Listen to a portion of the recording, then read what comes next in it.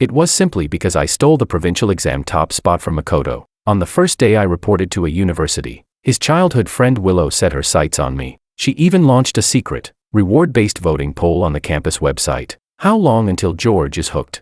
The person who guesses the most accurate time will win a prize of 100,000 yuan. Some said I was a conservative bookworm, and it would take at least 3 years to win me over. Others said I just looked cold and aloof, but in reality, I was a repressed flirt, and 3 months would be enough. The voting heat soared, and the prize money grew higher and higher. I stood silently in the shadows, watching it all unfold, and couldn't help but curl my lips into a smirk. 3 years, 3 months, too long. I decisively commented, I bet 3 weeks.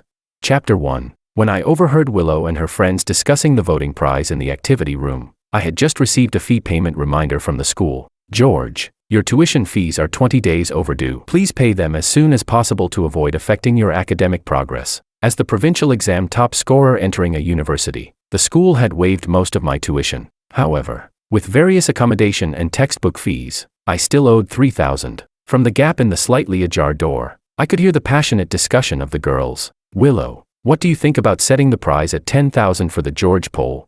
Willow's red lips parted slightly, her chestnut curls glimmering in the sunlight. 10,000 is too little. Let's make it 100,000. I held my breath, feeling my heart race. 100,000 might be just a pair of shoes or a piece of clothing for Willow, the wealthy girl, but for me, it could make my 4 years at university much less financially strained. Standing there in the shadows, I thought for a minute, then took out my phone and quietly opened the campus website. As soon as I entered, I saw people flooding the screen with comments. 100,000, as expected of Willow. I heard George is this year's provincial exam top scorer. All he thinks about is studying. He's like a caveman. I bet it will take Willow at least 3 years to win him over. Come on. I saw him hugging a few rich women at the bar the other day. Maybe he just looks cold, but behind the scenes, he's playing around. I bet 3 months. As the screen kept scrolling, I almost wanted to hum a song. Just then, a voice message from my dad popped up on my phone. Bastard, if you're capable of attending that school, then go ahead. If not, just go work at an electronics factory. I'm not going to give you a single penny to attend that crappy university.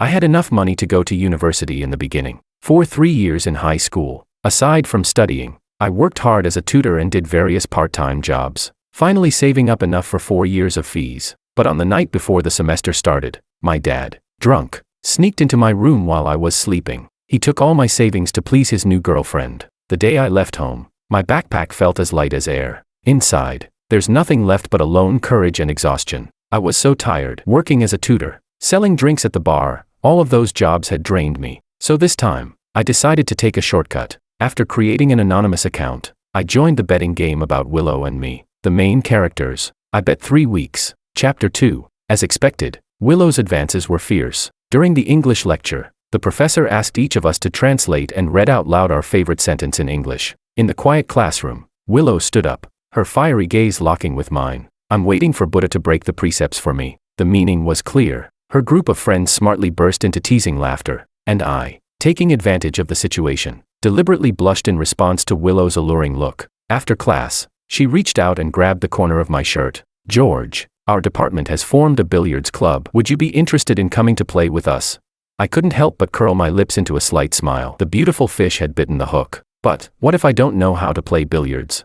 Willow casually linked her arm through mine, proudly tilting her chin up. I can teach you. I was at a level 6 in high school when we arrived at the billiards room and I struggled to even hold the cue stick properly. Willow smiled. She stood behind me, the fragrance of Chanel No. 5 filling my nostrils. George, you need to do it like this so that your arm can apply enough force. Her warm palm gripped the back of my hand, and with a sudden push, accompanied by a bang, the 8 ball sped across the table, striking all the other balls and sinking one into the pocket. I turned my head, staring at Willow's beautiful and seductive profile, asking, what shot was that?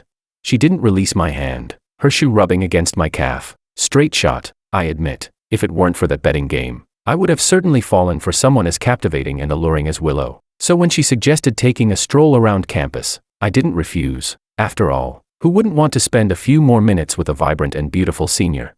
Over the next week, Willow intensified her pursuit. She reserved a seat for me every morning. She brought me breakfast on rainy days. She canceled all social events on Valentine's Day to accompany me in the library. Of course, I graciously accepted everything, enjoying a taste of love that I had never experienced in my 20 years of life. but by the weekend, Willow unexpectedly missed our appointment. I put on a cheap suit I bought from a street vendor and walked to a nearby bar for my part-time job. In the environment full of clinking glasses, I wore a mask and served drinks one after another. During a brief moment of respite by the column, I glanced over to see Willow nestled in Makoto's arms at a booth, the table filled with expensive amber-colored liquor. From my angle, they looked like a perfect match. Handsome guy, beautiful girl. They were literally born to be the center of attention. Chapter 3. Willow. How long is it going to take for you to bring down that damn bastard? Willow clinked her glass with his. Don't worry, I'll do what I say. Makoto and I never got along since high school, because I was a few centimeters taller than him. He cornered me in the top-floor restroom and shoved my head into the toilet. George, you're so tall. It must be because of too much nutrition. How about drinking some toilet water to regulate yourself properly? Seeing me cough and choke on the dirty water, unable to even open my eyes, Makoto laughed loudly. He then slammed a baseball bat against my left leg. Like Willow, he came from a powerful family, with both the school's library and sports fields funded by their families. Knowing I couldn't fight back, I hobbled around on crutches, hiding in the least noticeable corners. In order to get a scholarship, I studied hard and scored first place every time. But then Makoto came after me again. He couldn't stand me stealing his limelight by taking the top spot. So, with his little group, he used an electric rod to beat my arm. Then he pushed me to the ground, and with his expensive sneakers, stomped on my right hand, the one I used to write. George, who gave you permission to steal my first place? Do you know if I don't get first place, my dad will cut my pocket money by 100,000. Lying on the ground, holding my bleeding arm and broken fingers, I learned how to control my scores. From that day on, I never scored first place again. Over time, Makoto grew tired of bullying me and shifted his target to others. When the day of the college entrance exam came, I knew I no longer had to hide my brilliance. The moment the pen cap clicked, I felt an unprecedented sense of relief. When the results came out, I naturally ranked first in the province. Not only did I make an amazing leap, but I also received the admission letter from a university. I was finally going to leave this disgusting place. I reveled in the joy, and without realizing it, I found myself walking toward the podium. Near the graffiti wall, I could vaguely hear a conversation between a man and a woman. It's all because of George. That bastard quietly stole my provincial top spot, making me miss a university and preventing me from attending the same school as you. The feeling of watching the defeated loser squirm was so satisfying it made my scalp tingle. But that feeling only lasted 3 seconds, because the next moment, I saw Willow. The orange sunset bathed her slightly curled chestnut-colored hair, her youthful smile and bright teeth stunningly beautiful. Sadly, this shining moon belonged to the person I despised the most, and no matter how much I stretched out or stood on tiptoe, I could never reach it. As Makoto looked dejected, Willow took the cigarette from his hand, placed it in her mouth, and gently comforted him. Don't worry, Makoto. Once George gets to a university, I'll make sure he regrets it. All right, then sleep with him, and post his private videos on the campus website. Then throw him away. Let that bastard get trampled by everyone. How's that? You're not jealous? Makoto's mouth curled into a smile as he gave Willow's side cheek a quick kiss. After all, you'll always be mine. Standing in the shadows, I looked at the moon in the west and smiled. Thank you, heavens, for your gift. Chapter 4. It was already 3 a.m. when I returned to the dorm from the bar. I had barely lain down, exhausted, when I received a message from Willow. Are you asleep? If I guessed correctly, it was probably because her meeting with Makoto tonight had given her some pressure. I slowly typed on the screen. Nope, I've been waiting for you. Waiting so long I couldn't sleep. After sending the message, I decisively turned off my phone and fell into a deep sleep. The next morning, sure enough, Willow was waiting for me downstairs, her dark circles clearly visible. If I guessed right, she hadn't slept all night because she felt guilty for standing me up. I walked down the stairs and left without even glancing at her. This move quickly spread throughout the campus. The number of people involved in the bet on the website grew, and the prize money had soared to 200,000. Willow, feeling the pressure, began to genuinely try to win me over. George, I heard you want to switch majors. I can ask around in the department for you, if you'd like. I had only realized after entering college that the most profitable major was actuarial science, so I wanted to switch. I told her. Then it'd be a big help. With that, Willow used her connections to successfully help me switch my major. I actually benefited from it and invited her to go to the bar. Willow thought she had me, but as soon as she sat down, her red lips casually moved closer to me. I quickly sprang up from the sofa, looking at her with red eyes. Willow, please show some respect. Do you really think I'm that easy to get? Willow, exposed, became slightly flustered. George, I didn't mean it like that, but I didn't care what she meant. I stared at her, eyes burning, and gulped down my drink. Willow, you don't know a thing about me.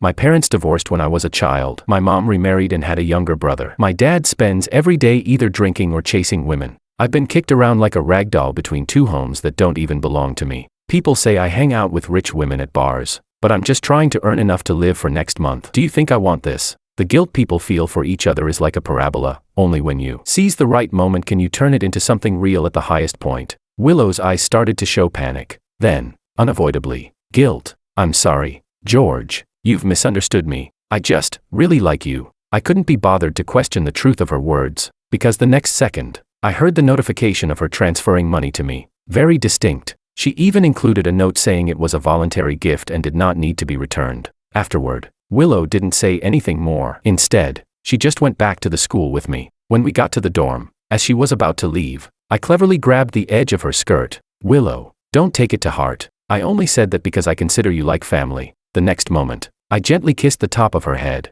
Sure enough, Willow's face visibly turned red. A well-meaning person quickly posted a photo of me kissing Willow on the campus website. The site erupted. Willow is amazing. In the first week she held the top scorer's hand. In the second week she kissed him. I say, it's only a matter of time before she sleeps with the top scorer.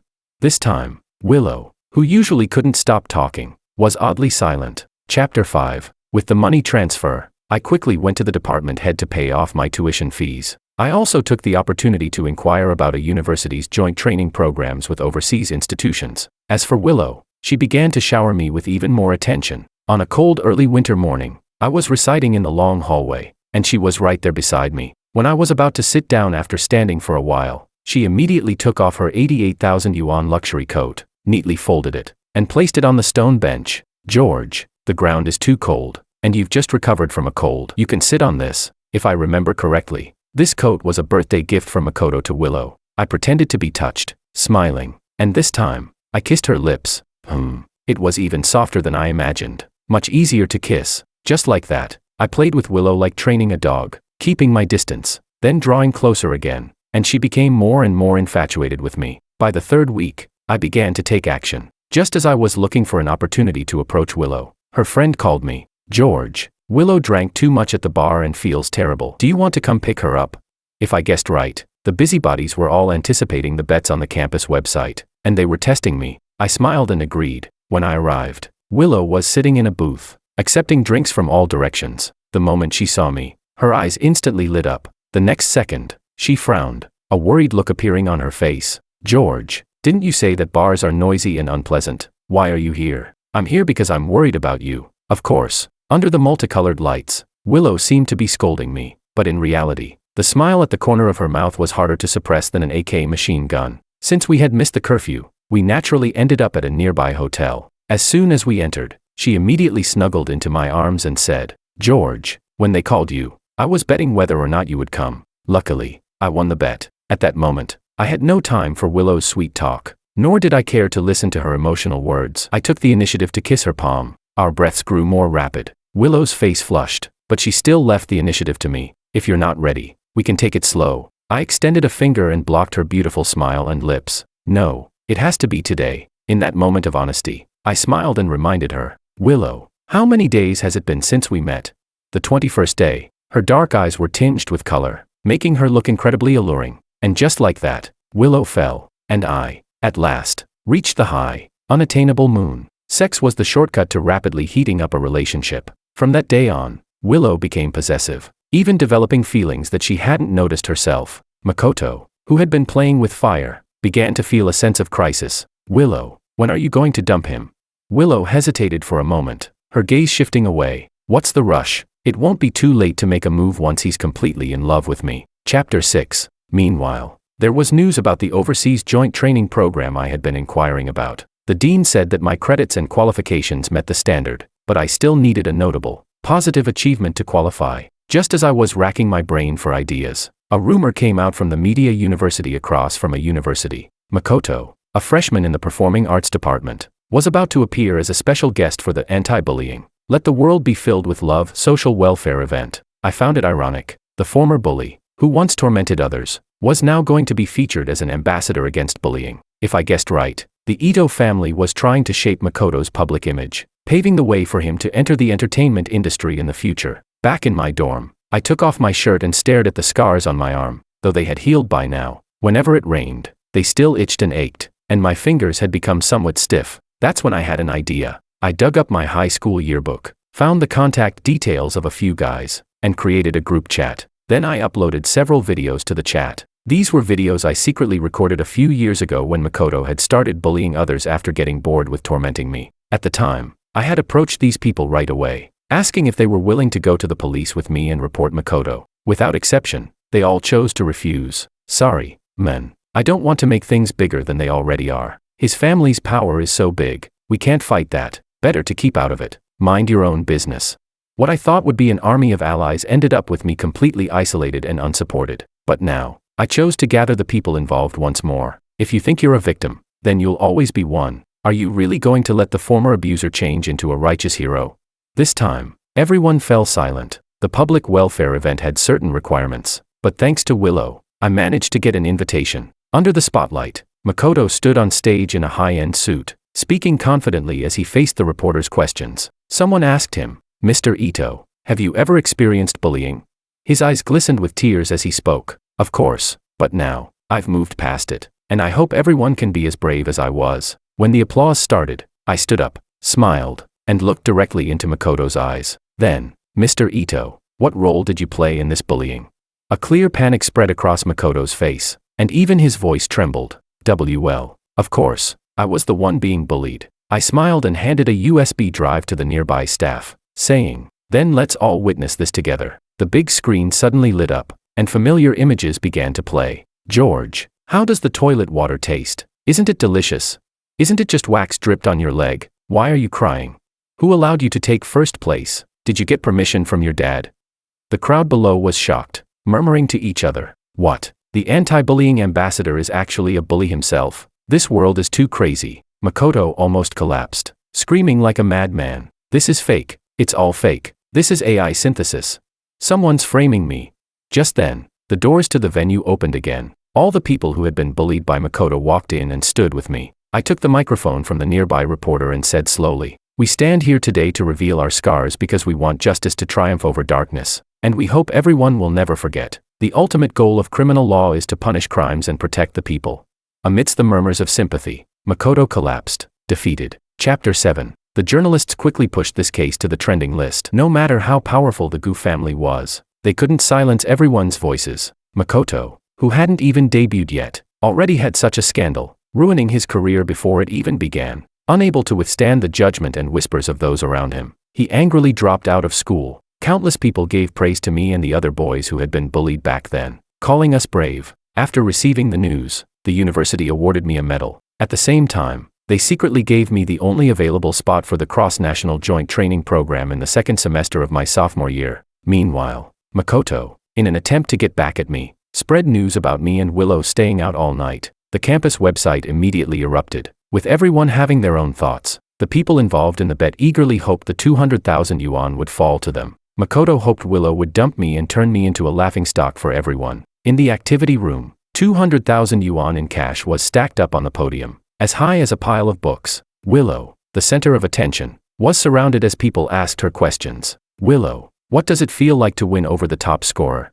Willow, with her own vanity, stubbornly replied, "It's nothing special. He was the one who made the first move." The crowd went wild again. Some called me a simp, others said I was pretending. Makoto, as if declaring his ownership, pulled Willow into an embrace. "Willow, if it weren't for that bastard, I would have been a star by now. Why don't you just release his private photos, dump him, and let everyone see it? You'd also be getting back at me." Time seemed to reverse back to the high school graffiti wall, but this time, Willow hesitated. I knew then, I had won. What I wanted was never pure affection, but rather this moment of chaos, this wrong note that had been played. Willow awkwardly pushed Makoto away and deliberately changed the subject. "Everyone's been waiting for so long. Don't you think it's time to reveal the final winner of the bet?"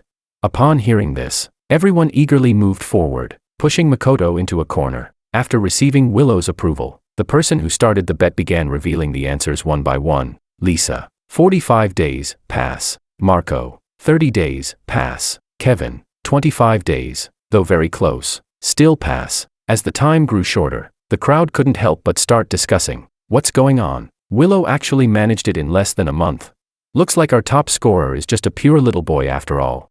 The organizer read out the final vote. Buddha. 21 days. Willow paused and clapped her hands. That's right. The correct answer is 21 days. A deafening cheer erupted from the crowd, everyone guessing who Buddha could be. When no one claimed the title for a while, people began to wonder if there was some kind of conspiracy. I slowly pushed open the door to the activity room and walked in with a smile. Buddha. That's me. Everyone froze in place, including Willow. Chapter 8. George. You. How did you get here?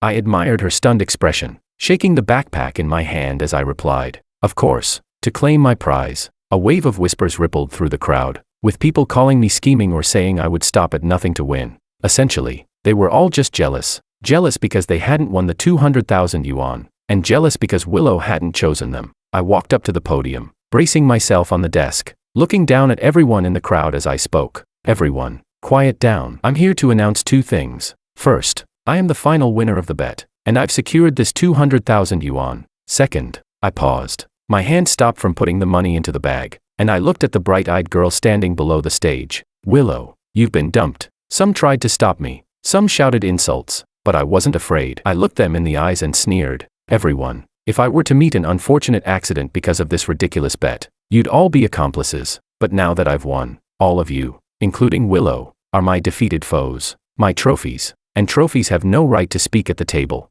With that, the crowd fell silent, slowly parting to make way for me. Just as I was about to leave through the door, Willow's trembling voice came from behind. George, in these 21 days, I've done so much for you. Don't you feel even a little bit of affection? I cut her off directly. No. So, you and I got together, and the night we set the date, it was all just to win this bet. This time, I didn't deny it. Willow, looks like you're not as stupid as I thought. Realizing that she had been the one played, Willow slumped into the chair. Makoto shook her shoulders, letting out an impotent roar. Willow, wake up. I'm your boyfriend. Chapter 9. With the 200,000 yuan, my college life was finally no longer a struggle. I had more free time to study, attend academic research conferences with my professors, and while growing my skills, I made a few close friends who shared the same ambitions. In this bold age of trying and doing, I took that 200,000 yuan and, together with my friends, formed a team and started a small company in partnership with the university's Corporate Cooperation Center. We began designing insurance products and pricing strategies for less established insurance companies. This not only honed our teamwork abilities but also was far easier and more profitable than my part-time bar job. The moon hung low in the sky, and it was already 2 a.m. I closed my laptop, stretched, and was about to leave the project center and head back to the dorm when Willow pushed open the door and walked in, holding a still warm bowl of seafood porridge. George, I came to apologize. I shouldn't have used such a disgusting bet to hurt you. But I didn't think the bet was disgusting. After all, it had provided me with the 200,000 yuan in project startup funds and brought me within reach of the moon. George, I've come to realize my feelings. I like you. Let's clear up the misunderstandings and start over. Okay. I stirred the seafood porridge she brought, giving her a half smile as I said, why bother? Willow, there are no misunderstandings between us, and there's nothing to fix. Let's each stay in our own lane, and never cross paths again. That's the best form of reconciliation. I meant what I said. I spent my days studying, working on projects, and preparing to study abroad in the future. Naturally, I didn't have time to play the love games with a rich second-generation girl like Willow. As I looked up, I suddenly caught sight of Makoto standing behind the glass wall, eavesdropping. Apparently, he had been chasing after Willow lately, unable to get rid of her, no longer carrying the arrogance he once had. So when Willow asked me whether I would have been with her if not for that ridiculous bet, I quickly changed my approach. I switched my answer from no to yes. Willow, if it weren't for the bet, if you didn't have a boyfriend, I would really be with you. These words gave Willow hope, and her eyes instantly lit up. George, I don't have a boyfriend. The Ito family and my family have been close for a long time. I've just been treating Makoto like a brother. I didn't care whether her words were true. I only wanted to take everything from Makoto and watch him collapse, suffer. Makoto, who had indeed been eavesdropping, punched the glass wall hard. Willow, don't listen to him. He's just saying that on purpose, playing with you like a dog. Ha. Men really understand other men. Seeing the regret on Willow's face gave me great satisfaction, because my goal was to give her hope, to make her live in that what if for the rest of her life. Through the thin glass wall, this time Willow didn't listen to Makoto. Makoto, stop it. Okay. If you hadn't forced me to make this bet, George and I would have been together by now. This was undoubtedly the last straw that broke the camel's back. Makoto was furious, and he made a move as if he were going to charge through the glass door to confront me. I was quick to react, grabbing the electronic lock on the desk and pressing it. Just as Makoto was about to burst through, the glass door slowly closed, trapping him outside. Perhaps to make a statement and distance herself from Makoto, Willow spoke again. George, I apologize on behalf of Makoto. I'm a year ahead of him, so I never knew he would act so badly at school. Don't worry, I've cut all ties with him, and my family has distanced themselves from his. It's him who's been stubbornly following me around. I smiled, not bothering to expose her clumsy act. If she didn't know what kind of person Makoto was, how could she have agreed to that bet in the first place? At the core, they were the same kind of people. Chapter 10. Before the second semester of my sophomore year began, the insurance products our small company designed were successfully launched, and the 200,000 yuan had multiplied tenfold. Countless nights working late into the evening finally paid off. I was walking across campus, happily humming a tune, contemplating whether I should bring extra bottles of hot sauce or a few packs of spicy snacks before heading abroad to study. Suddenly, someone grabbed my hand. I turned around to see Willow, whom I hadn't seen in a long time, probably from searching for me. A thin layer of sweat appeared on her attractive nose. George, I have a surprise for you. Seeing her acting mysteriously, I became a bit curious. What is it? She took out her phone and opened a file. George, I've been working hard to switch majors, to be able to attend classes with you every day, have meals together, and participate in projects. I plan to retake my sophomore year. I couldn't believe Willow was so obsessed with love. I chuckled. Willow, give up. You'll never be able to keep up with me. Seeing her confused expression, I showed her my study abroad confirmation. When you made the bet with me, I already secured my prize. When you decided to switch majors to be with me, I had already secured the only study abroad spot in the department. Shaking off Willow's hand, I walked away without looking back. A week before leaving for abroad, I gathered all my documents and got my visa. While having a small gathering with friends at a restaurant, I received a call from my dad. Son, I heard you're going abroad. I haven't seen you in so long. I miss you. Could you come back and visit me? Human hearts are made of flesh. Hearing his aged voice on the phone, I remembered how he used to lift me up when I was a child. It wouldn't hurt to see him one last time. When I arrived home, dinner was already prepared on the table. Before I could even call out, Dad, I suddenly felt a sharp pain at the back of my head, and everything went dark. When I woke up, I found that all my electronic devices and visa had been confiscated, and I was locked in my room. I banged on the door desperately, but all I could hear from my dad was mockery. A chicken from a chicken coop will never become a phoenix. You don't even know your own worth, and you're still dreaming of going abroad. Bastard, I'm telling you to forget about it. Stay with your rich classmates and stop thinking about running away every time you have a chance. I understood then. In order to stop me from going abroad, Willow had actually brought my dad into this. Time ticked away, and as the moment drew closer, I knew I couldn't just sit idly by. Since we lived on the second floor and there were large plants below, I decided to act. That night, taking advantage of my dad being drunk, I quietly pried open the window and jumped out. The branches scraped against my face and body. In the moment of falling, it felt as though I might die in the stillness of that night. But fortunately, the greenery below was thick enough. I didn't die, though I injured my leg. After escaping, I borrowed a stranger's phone and decisively called the police. Chapter 11. When the police stormed in, my dad, still unaware of what was happening, was sound asleep. I exposed all the abuse he had subjected me to over the years, including the times he stole my savings, hid my phone and visa, and all the other things he had done to hurt me. The officers furrowed their brows as they listened. I've never seen such a cruel father. He doesn't deserve to be a parent. My dad was taken away for questioning, and the police helped me retrieve my hidden visa and phone. Before leaving, one of the officers, worried I might be feeling down, patted me on the shoulder and offered encouragement. Stay strong, kid. Things will get better for you. I smiled, feeling a sense of relief I had never known before. Accepting that my parents didn't love me was the first step to saving myself, and I would no longer have to grovel like a dog, clinging to a few pitiful memories and scraping by with that bit of pathetic, laughable affection. While I was cleaning up the mess, Willow burst in from outside. She knelt beside me, hugging me, trying to comfort me like she had comforted Makoto. I'm sorry, George. I know I couldn't stop you from going to America, so I had to call your father. I just wanted him to convince you to stay. I didn't expect him to be such a jerk. The smell and sound of Willow made me feel nauseous. I pushed her away forcefully. Willow, no one can stop my progress. Not you, not my dad. And also, I lied to you. What? When you asked me if I'd be with you if there was no bet. No, Makoto. The real answer is, No. Willow's breath became shallow, and her eyes reddened. Then why give me hope? I leaned in close to her ear and whispered softly, of course, to mess with you. The world works in cycles. Those who deceive others will, in turn, be deceived. When I arrived at the airport, I was once again carrying a simple bag, just like when I first started university. The only difference was that this time, the bag wasn't empty. It was filled with my savings, my courage, and my future. Just as I reached the gate, I was surprised to see Willow chasing after me again. She tightly gripped my hand, refusing to let go. Wait, let me buy a ticket. Let's go together. Okay.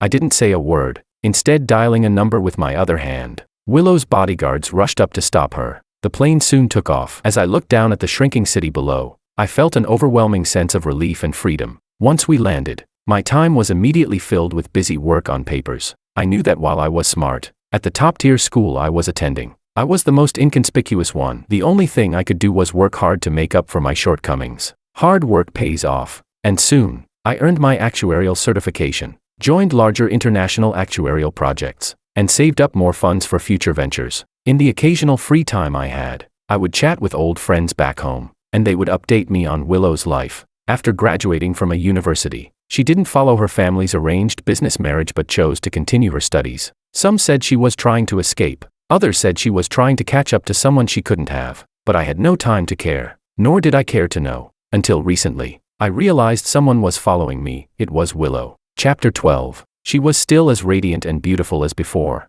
even more elegant and graceful. A kind-hearted classmate walked up to her and asked, "Excuse me, miss, may I ask who you're waiting for?"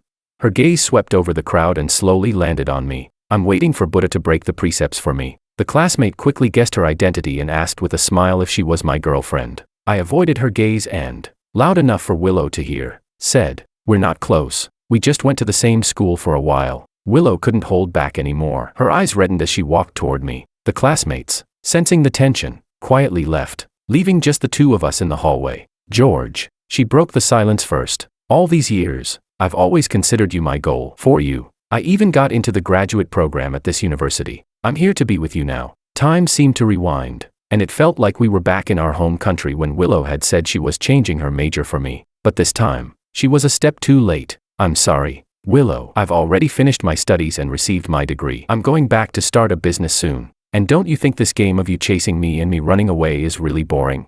She could no longer hold back her tears, which fell down her face as she spoke. "But I don't want to miss you, and I'll never meet someone like you again." Such heartfelt words didn't move me, nor did they resonate with me. "Willow, that's because your vision is too narrow. When you reflect on this, you'll realize I'm nothing special. Anyone can live without anyone, but the key is to learn to let go of yourself." I returned to my home country with a wealth of knowledge and an even fuller entrepreneurship fund. The partners from my college days had been keeping our small company running, waiting for me to return and inject fresh energy. 3 years later, after several rounds of funding, our small company, which used to have only 5 employees, had grown into a team of thousands and successfully went public. I began appearing frequently on major financial magazines. My mother, who hadn't contacted me in years, suddenly reached out to complain. "George, your brother is useless and keeps getting into fights. What should I do? George, your stepdad is treating me worse and worse. He even refuses to give me money for groceries." After listening to her 60-second voice message, I didn't have the patience to hear it all. I simply blocked and deleted her, giving up on communication with my parents, abandoning empathy with my mother, distancing myself from my father, letting go of pride in suffering, and no longer feeling shame for my happiness. These were all lessons I had to learn growing up in a traditional East Asian family. The sunlight poured in through the floor-to-ceiling windows. The rain, which had been pouring for half a month, finally stopped, and my once damp life, lasting for 30 years, had finally waited for the rain to cease and the sunshine to arrive.